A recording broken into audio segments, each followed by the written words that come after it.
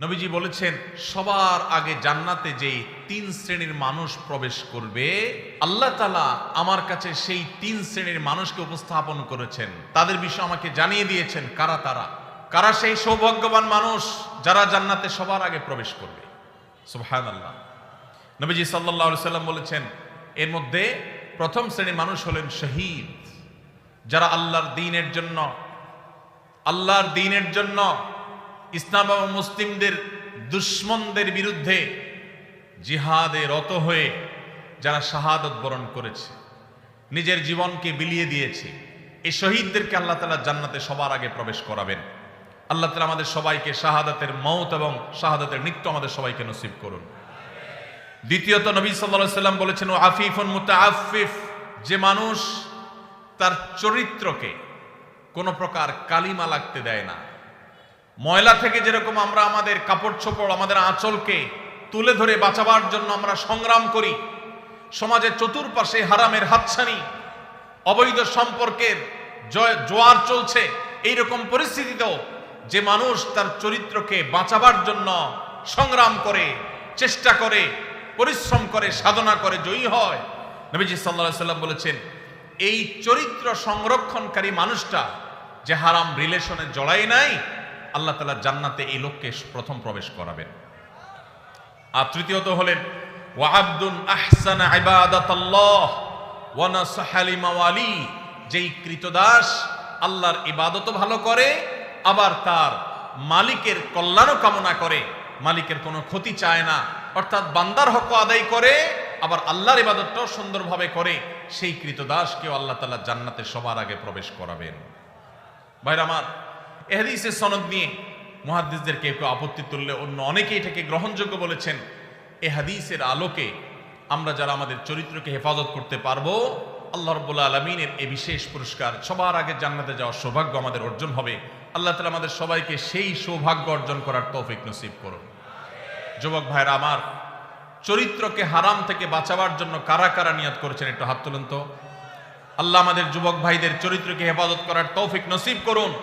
আল্লাহ কোরআনের মজলিসে তারা ওয়াদা করেছে, আল্লাহ এই যে হারামের যে হাতছানি, আমাদের যুবকের ইমানকে হরণ করবার যে শয়তানের চেষ্টা, এটা থেকে আমাদের যুবক ভাইদেরকে আপনি বাঁচিয়ে দেন। আল্লাহ ইমানের শক্তি দান করেন, আল্লাহ ইমানি জোয়ার দান করেন, ইমানি চেতনা দান করেন, ইমানি তেজ দান করেন। আল্লাহ এই যৌবনকে তোমার দ্বীনের জন্য কোরবান করার তৌফিক দান করেন। আল্লাহ হারাম থেকে বাঁচার মতো শক্তি আমাদেরকে দান করেন। ভাইরা আমার, আমরা যদি আমাদের চরিত্রকে হেফাজত করি, লাভ কি আমাদের না আল্লাহ? আমরা যদি আমাদের চরিত্রকে হেফাজত করি, লাভ কি আমাদের না আল্লাহ? আমাদের। ভাইরা আমার, কি লাভ?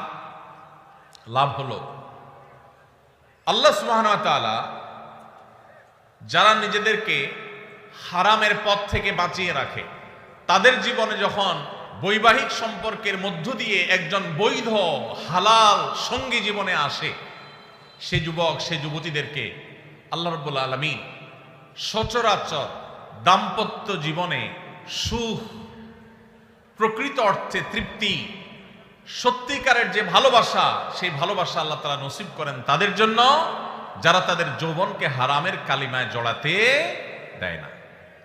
আর যারা হারামের কালিমা দিয়ে নিজের যৌবনকে কালিমা যুক্ত করে ফেলেন, মনে রাখেন এই যুবকদের বেশিরভাগ দেখবেন, এক্সেপশন প্রথমটাতেও আছে, বেশিরভাগ দেখবেন যে তাদের বৈবাহিক জীবন আসলে তাদের সেই জীবনে আর দাম্পত্য সম্পর্কের ভিতরে যেরকম একটা গভীরতা থাকার কথা, ভালোবাসা থাকার কথা, সম্প্রীতি থাকার কথা, তাদের সেই সম্পর্কটা আর থাকে না। কারণ হারাম যদি কেউ একবার বেছে নেয়, আল্লাহ তাআলা বৈবাহিক সম্পর্কের মধ্য দিয়ে হালাল সম্পর্কের প্রকৃত স্বাদ, প্রকৃত তৃপ্তি, প্রকৃত যে অনুভব, এটা থেকে আল্লাহ তাআলা ওই হারাম সম্পর্ককারীদেরকে মাহরুম রাখেন, বঞ্চিত রাখেন। এই জন্য ভাইরা, দুইটা অপশনই আপনার সামনে আছে। মনে রাখবেন, শয়তান খুব ভালো করে জানে, আল্লাহ কোরআনে বারবার বলেছে শয়তান আমাদের প্রকাশ্য শত্রু। শয়তানকে আমরা দেখি না, অথচ আল্লাহ প্রকাশ্য শত্রু বলেছেন। কারণ শয়তানকে না দেখলে কি হবে? তার সব ক্রিয়াকর্ম প্রকাশিত। শয়তানের কাজগুলো দেখা যায় কি যায় না? এই শয়তান আমাদের যুবকদেরকে তাদের ঈমানের তেজ নষ্ট করে দিতে চায়, তাদের ঈমানি তেজকে ভোঁতা করে দিতে চায়, এই জন্য তাদেরকে হারাম সম্পর্কে আনতে চায়। এই জন্য ভাইরা, আমাদের চরিত্রগুলোকে আমরা হেফাজত করার সংগ্রামে জয়ী হওয়ার চেষ্টা করবো তো ইনশাআল্লাহ।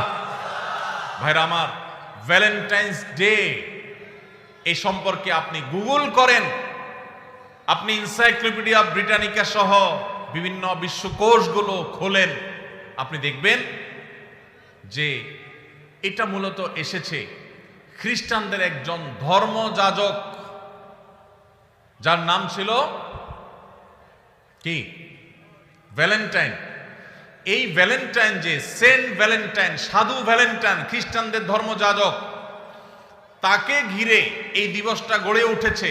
এটা একটা সময় খ্রিস্টানদের কাছে তাদের একটা পূজনীয় দিবস ছিল।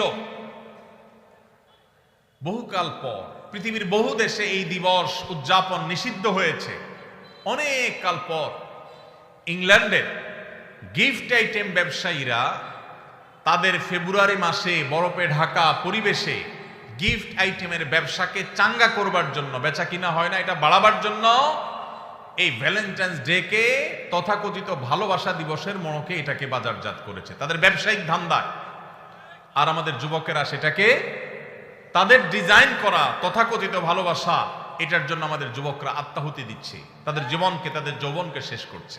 ভাইরা আমার, এই যে টেলিভিশন চ্যানেলগুলোর, এক শ্রেণীর টেলিভিশন চ্যানেল দেখবেন, এক শ্রেণীর মিডিয়া দেখবেন, যারা আপনাদেরকে হারাম সম্পর্ক করার জন্য নানাভাবে উদ্বুদ্ধ করে, প্রেরণা দেয়, উৎসাহ দেয়, এরা সব আমাদের এই দেশের তরুণদের সবচেয়ে বড় শত্রু। এই ভ্যালেন্টাইন্স ডে, এটা কি এই দেশের, এই মাটির কোন সংস্কৃতি? এই মাটির সংস্কৃতি না। পশ্চিম থেকে আমদানি করা এই সংস্কৃতিকে আমাদের দেশে যারা চাপিয়ে দিচ্ছে, তাদের বিরুদ্ধে আমাদের প্রত্যেকটা মানুষকে সজাগ, সতর্ক থাকতে হবে, সংগ্রাম চালাতে হবে। যদি সংগ্রাম না চালান, আপনার সন্তান, আপনার পরবর্তী বংশধর, আপনার জেনারেশন, তারা নষ্ট হবে, তারা ধ্বংস হবে।